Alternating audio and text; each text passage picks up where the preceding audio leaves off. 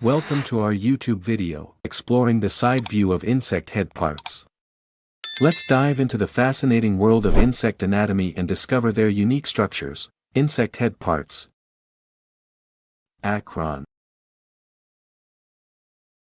Labral.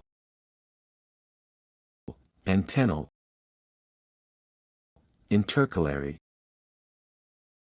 Mandibular. Maxillar. Galea. Labial.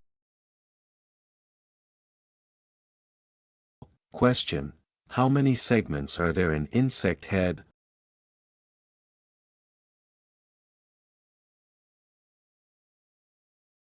One, 2, 3, 4, 5, 6. 6 is right answer. What is acron?